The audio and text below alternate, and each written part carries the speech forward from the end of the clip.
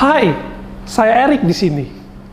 Selamat datang di channel Sarjana Teologi, sebuah channel yang membahas teologi Kristen. Pada kesempatan ini, kita akan menjawab sebuah pertanyaan.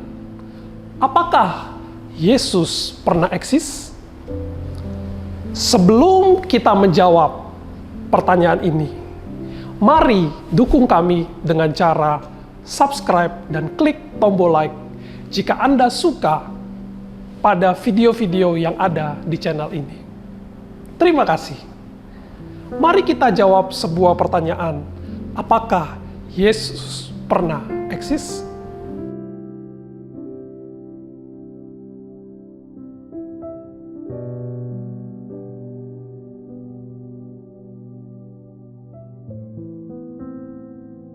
Sebagian orang di dunia ini menganggap Yesus adalah tokoh utama di sepanjang sejarah.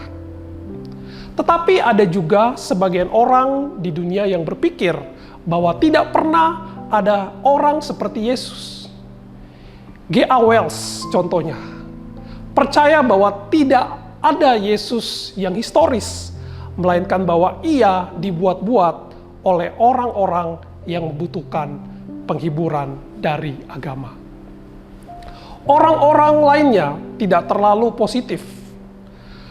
Contohnya Kenneth Humphreys berargumen bahwa Yesus sama sekali tidak pernah eksis, melainkan hanya hasil imajinasi manusia yang pada akhirnya tidak menghasilkan kenyamanan, melainkan kesusahan. Yang lainnya pada umumnya berpikir bahwa Yesus adalah manusia yang nyata, tetapi bahwa banyak hal tentang dia adalah rekaan. Sebagian mengatakan bahwa ia dikarang oleh Rasul Paulus, atau bahwa ia adalah produk gereja mula-mula. Orang-orang ini percaya bahwa kita tidak akan pernah bisa mengenal Yesus yang historis, karena ia tidak terjangkau, dan lain-lain. Iman Kristen didasarkan pada pernyataan di dalam sejarah. Apa pentingnya bahwa Yesus itu manusia yang nyata atau tidak? Apa pentingnya jika gambaran tentang dia di dalam Perjanjian Baru benar dan memadai atau tidak? Jawabannya sederhana, karena segala sesuatu bergantung pada hal itu. Bila Yesus bukan anak Allah yang datang ke dalam dunia untuk mati bagi orang-orang berdosa dan untuk dibangkitkan bagi pembebasan mereka, maka segala sesuatu tidak ada artinya. Jika Perjanjian Baru tidak mendukung hal ini, atau jika hal ini hanyalah produk Paulus atau gereja, maka semua tersesat. Mengutip perkataan Paulus di dalam Korintus, tetapi andai kata Kristus tidak dibangkitkan, maka sia-sialah pemberitaan kami, dan sia-sialah juga kepercayaan kamu. Jikalau kita hanya dalam hidup ini saja menaruh pengharapan pada Kristus, maka kita adalah orang-orang yang paling malang dari segala manusia. Jika hal ini benar, sangatlah penting bahwa data sejarah mendukung Yesus yang sejati. Tentu yang terpenting adalah cara kita menafsirkan data-data ini. Jika kita menafsirkan untuk menemukan Yesus lain yang lebih kita suka, maka kita tidak akan membiarkan Alkitab berbicara bagi dirinya sendiri. Jadi, apa sebenarnya bukti bagi keberadaan Yesus? Tidaklah mengejutkan bahwa bukti arkeologi langsung tentang Yesus sangat jarang. Seperti yang bisa kita duga, tidak ada jejak tentang salib yang asli atau rumah tentang tempat Yesus bertumbuh, dan lain-lain. Kenapa kita harus mengharapkan ini? Sebab hal-hal terpenting yang Yesus perbuat tidak mungkin tercatat di bebatuan atau artefak-artefak. Sebagian orang telah berpegang mati-matian apa yang dianggap sebagai bukti fisik yang mungkin seperti kain kafan dari Torino. Untuk beberapa waktu, kain ini dianggap sebagai kain yang Yesus pakai untuk mengusap wajahnya selama perjalanannya yang panjang menuju salib. Kain itu dipungut oleh Maria Magdalena. Ia membukanya dan mendapati bahwa Yesus telah meninggalkan jejak wajahnya yang menangis sebagai hadiah baginya.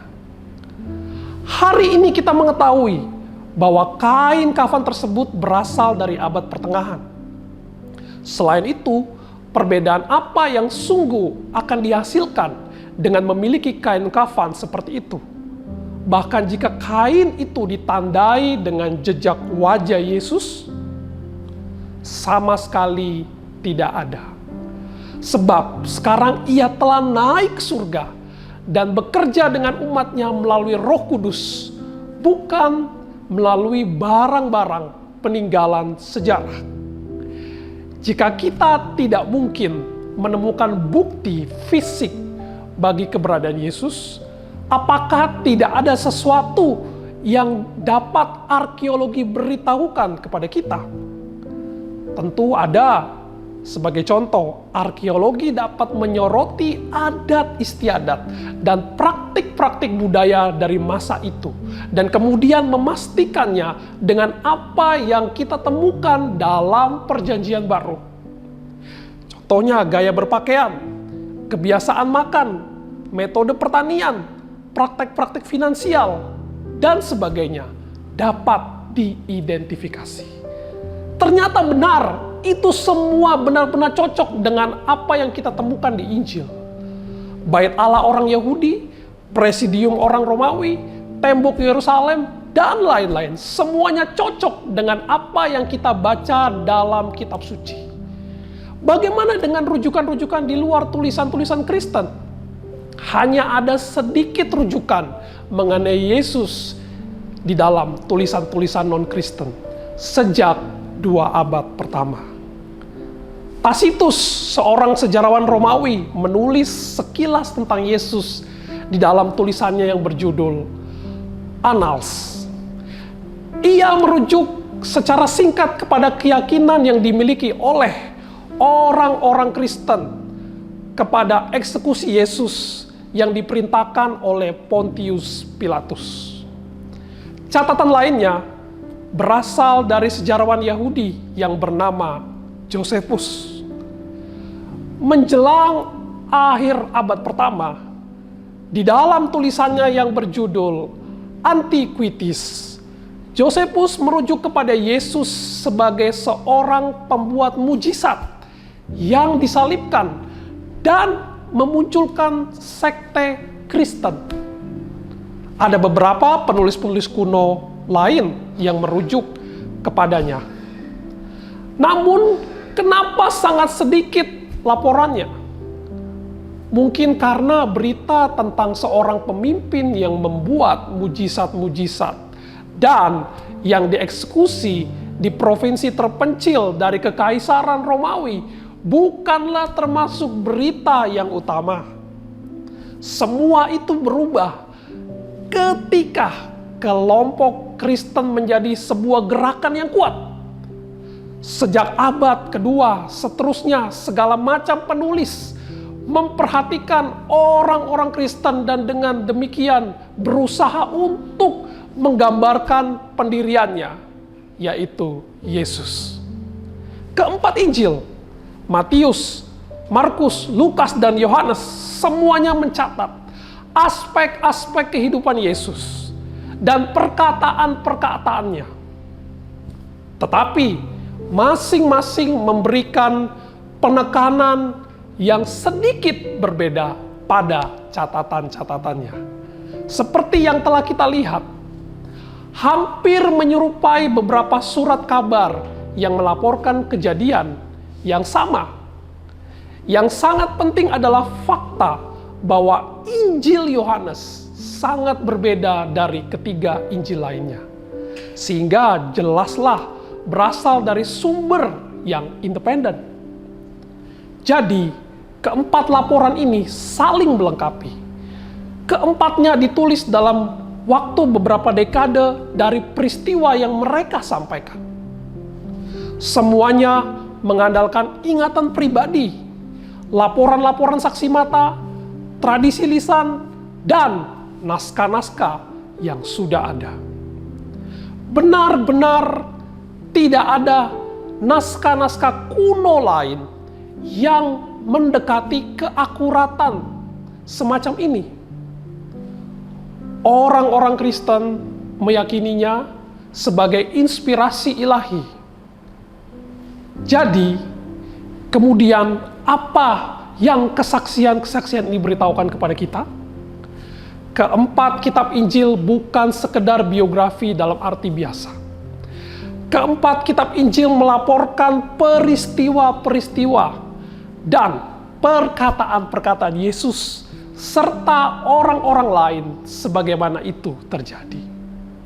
Namun, bila membahas keandalan Alkitab seperti yang sudah kita bicarakan sebelumnya, ada kebebasan-kebebasan editorial di dalam cara penyampaiannya. Kadang-kadang, keempat kitab Injil tersebut menyerupai antologi yang berisi cerita-cerita dan perkataan-perkataan utama Yesus, masing-masing dengan alur narasi. Yesus muncul sebagai seorang yang diuraikan dengan terang dan jelas.